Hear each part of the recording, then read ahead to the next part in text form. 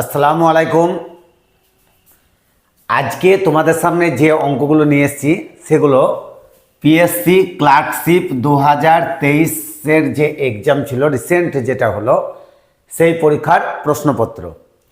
দেখো 31 নম্বর প্রশ্ন, অর্থাৎ এই প্রশ্নের প্রথম অঙ্কের প্রশ্ন।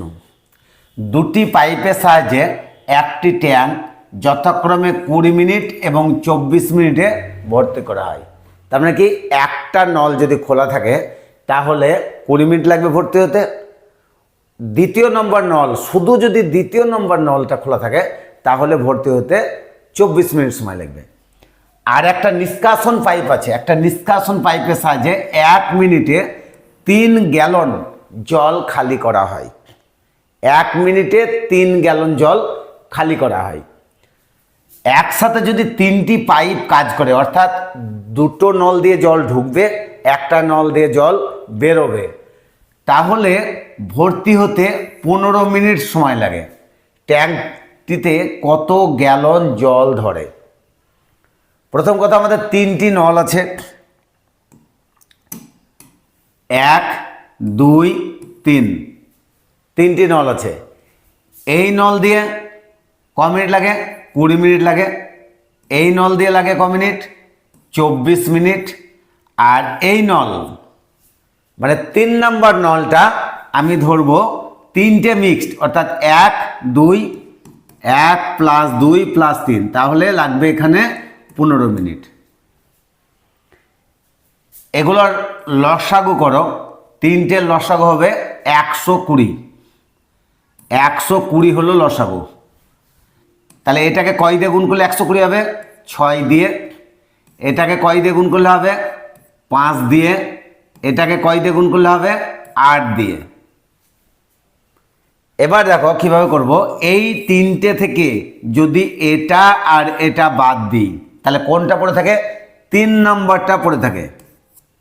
এইটা মাইনাস এটা মাইনাস এটা। দেখো 1 + 2 + 3 - 2 - 1 সমান কত? 3। 2 কেটে গেল। 3 নম্বর নল, 3 নম্বর নলটা কি হচ্ছে? এখানে আছে কত? 120। তাহলে 120 বাই নিচে আছে 8 মাইনাস এ মানে 6 -5 সমান কত? 120 বাই, এখানে যদি 8 থেকে 6 বাদ দিই কত থাকে? 2। 5 থেকে যদি 2 বাদ দিই তাহলে -3 সমান কত? -40। অর্থাৎ শুধু 3 নম্বর নলটার ক্ষেত্রে আসছে আমাদের কত? -40। 1 মিনিট অর্থাৎ 40 মিনিট লাগবে। তাহলে 1 মিনিটে পূর্ণ হয় কত? 3 গ্যালন। তাহলে ট্যাঙ্কটিতে জল ধরবে 40 × 3 সমান 120 গ্যালন। অর্থাৎ আমাদের আনসার সি। নেক্সট, এক ব্যক্তি 45 মিনিটে 6 কিমি 45 মিনিটে 6 কিমি দূরত্ব অতিক্রম করতে পারে। ধরে নাও এখান থেকে এটা 6 কিমি, আর যেতে সময় লাগে 45 মিনিট। বলছে সে মোট সময়ের 2/3 মানে মোট সময় কত আমার? 45। এই 45-এর 2/3 কত হবে?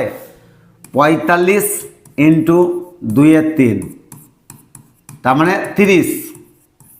এই 30 মিনিটে অর্ধেক গেল, অর্থাৎ এখান থেকে এখানে যেতে সময় লাগলো তার 30 মিনিট। তাহলে তার হাতে আছে ক মিনিট? তার হাতে মোট সময় হচ্ছে 45 মিনিট। তার মধ্যে 30 মিনিটে চলে গেল অর্ধেক রাস্তা, মানে 3 কিলোমিটার গেল। 3 কিলোমিটার গেল 30 মিনিটে। বাকি আছে 3 কিলোমিটার। তাহলে এখানে থাকছে 45 - 30 মানে হচ্ছে 15 মিনিট। তাহলে 15 মিনিটে আমাকে যেতে হবে কত কিলোমিটার? 3 কিলোমিটার। আমাকে চেয়েছে গতিবেগ কত? ঘন্টা অপশন আছে। তাহলে 4 × 15, এটাকে 4 দিয়ে গুণ করো, এটাকে 4 দিয়ে গুণ করো। তাহলে 4 × 15 = 60 মিনিট মানে 1 ঘন্টা, আর 3 × 4 = 12। তাহলে আমাদের উত্তর দেওয়া হলো 12। নেক্সট, এ একটি কাজের 1/2 অংশ করে 5 দিনে। 1/2 অংশ কাজ করে 5 দিনে। তাহলে সমস্ত কাজ করতে সময় লাগবে কত বলো তো? এ এর মোট সময় লাগবে 5/1/2 সমান 10 দিন। এ যদি সব কাজ করে তাহলে 10 দিন সময় লাগবে। বি এর কত লাগবে? বলছে বি ওই কাজের 2/5 অংশ করে 6 দিনে, 2/5 অংশ করবে 6 দিনে। তাহলে মোট কাজ করতে সময় লাগবে 6/2/5 সমান 6 গণিত 5/2, তার মানে 3/5 = 15 দিন। এবার বলছে এ আর বি যদি একসঙ্গে কাজ করে তাহলে কত দিন সময় লাগবে? এটা জানো 10 আর 15, তাহলে কত হয়? উপরে গুণ আর নিচে যোগ, তাহলে 150/25 সমান 6। এটা কি করে হচ্ছে বলো তো? 1/10 প্লাস 1/15 এইটা যোগ করে উল্টে দাও, তাহলে হয়ে যাবে সেম জিনিস। তাহলে আমাদের উত্তর দাঁড়ালো 6। নেক্সট, 240 মিটার লম্বা একটা ট্রেন 24 সেকেন্ডে একটি পোলকে অতিক্রম করে।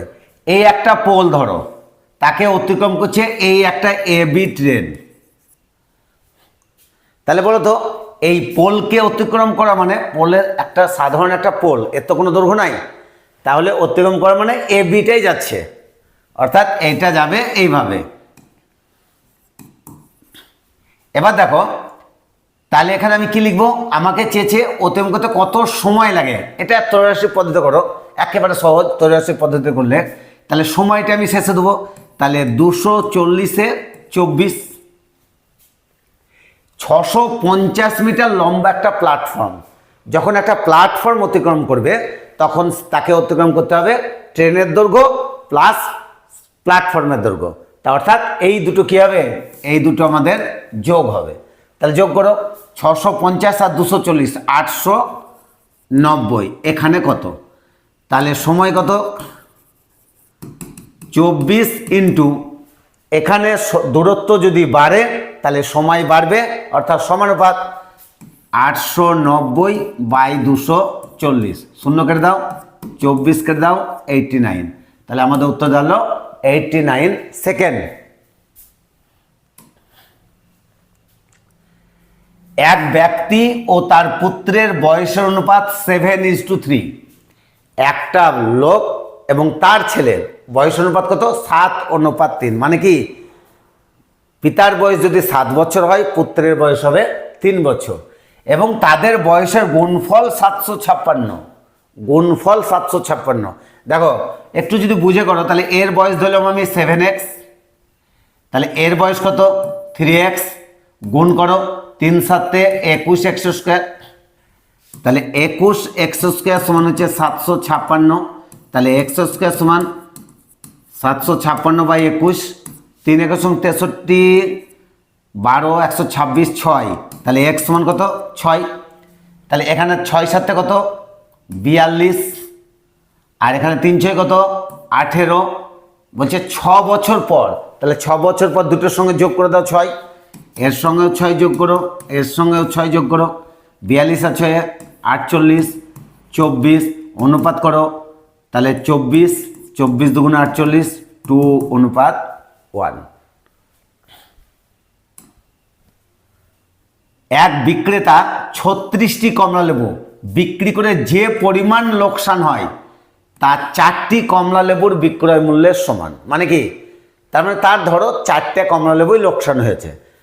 লোকসানের হার, তাহলে লোকসানের হার কত? 4টে লোকসান হয়েছে, উপরে 4 দিলাম। নিচে কটায় কিনেছিল বলো তো? 36টা কমলালেবু বিক্রি করেছে, তার বিক্রি করে 4টে কমলালেবুর যা বিক্রয় মূল্য সেই টাকাটা লস হয়েছিল। তাহলে সে কিনেছিল ধরলাও 40টা, 36 + 4, 36 + 4 ইন্টু কত? 100%। তাহলে 4/40 ইন্টু 100%, 4 10 × 40 সমান 10%। তাহলে আমাদের উত্তর দাঁড়ালো 10%।